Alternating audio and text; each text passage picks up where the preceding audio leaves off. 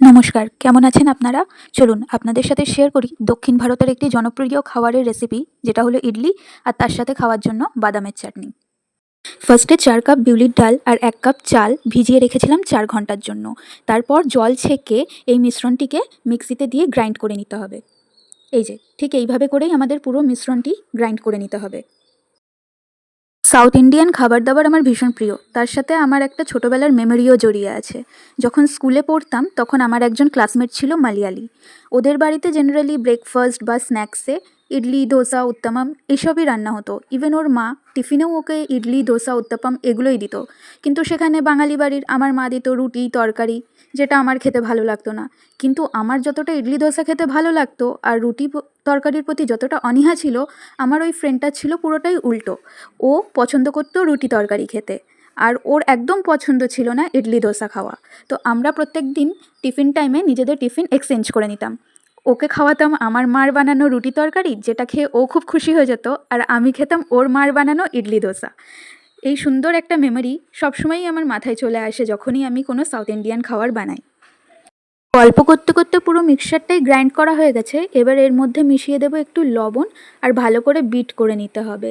আমার মনে হয়েছিল জলটা একটু কম আছে, ওই জন্য আমি একটু জল অ্যাড করে ভালো মতো এটাকে ফেটিয়ে নিয়েছিলাম। ব্যাস, এবার ৫ থেকে ৬ ঘন্টা এটাকে রেখে দিতে হবে ফার্মেন্ট হওয়ার জন্য। আর ততক্ষণে আমরা বানিয়ে নেব এর সাথে খাওয়ার জন্য বাদামের চাটনি। চাটনির জন্য গ্রাইন্ডারে নিয়ে নেব আদা, কাঁচা লঙ্কা আর রোস্টেড বাদাম। তার মধ্যে একটু জল দিয়ে পুরো মিশ্রণটাকে ভালো করে একটা পেস্ট বানিয়ে নিতে হবে। বাদামের চাটনির জন্য পেস্ট তৈরি করা হয়ে গেছে। এরপরে গ্যাসে একটা প্যান বসিয়ে তার মধ্যে দিয়ে নিতে হবে সর্ষের তেল। তার মধ্যে দিতে হবে কারি পাতা, সর্ষে ও শুকনো লঙ্কা ফোড়ন। তারপরে ওর মধ্যে একটু জল দিয়ে তারপরে এই বাদামের মিক্সচারটা ওর মধ্যে ঢেলে দিতে হবে।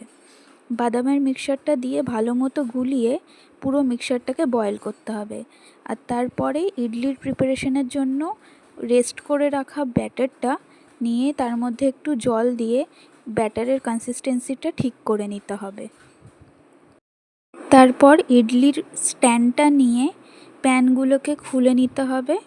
তারপরে এই প্যানে ঘি মাখাতে হবে। আপনারা চাইলে সাদা তেলও মাখাতে পারেন। এটা উদ্দেশ্য হলো যাতে ইডলিগুলো হওয়ার পরে ভালোভাবে ছেড়ে যায় প্যান থেকে, প্যানে যাতে লেগে না থাকে। তারপরে একটা করে প্যান বসিয়ে তার মধ্যে ইডলির ব্যাটারটা দিতে হবে। দেওয়ার সময় মনে রাখতে হবে প্যানটা যাতে পুরো ভর্তি না হয়, কারণ কি ইডলিটাকে ফোলার জায়গা দেওয়ার জন্য একটু খালি রাখতে হবে। অনেকেই একটা ভুল করে, আগে প্যানগুলো ভরে নেয় তারপরে স্ট্যান্ডে অ্যাসেম্বল করে। সেটা না করে যদি আমরা একটা করে প্যান স্ট্যান্ডে ঢুকিয়ে তারপরে ওর মধ্যে ব্যাটারটা দিই, সেটা আমাদের জন্য ইজি হবে। তারপরে এই স্টিমারটার মধ্যে ১ বাটি মতো জল দিয়ে গ্যাসে রেখে দিতে হবে গরম করার জন্য। মোটামুটি ৫-১০ মিনিট অবধি ঢাকা দিয়ে রেখে দিলে জলটা যখন ফুটে উঠবে, তখন স্ট্যান্ডটা যেটাতে আমরা ইডলিগুলো রেখেছিলাম, মানে ইডলির যে মোল্ডটা, সেটাকে আমাদেরকে কেয়ারফুলি স্টিমারের মধ্যে দিতে হবে। দেওয়ার সময় সাবধানে করা উচিত, কারণ কি হাতে ভাপ লেগে যেতে পারে।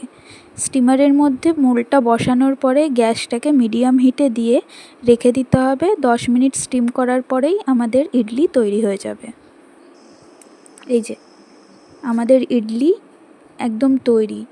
সফট সফট গরম গরম ইডলি আর সাথে বাদামের চাটনি, খেতে জাস্ট ফাটাফাটি।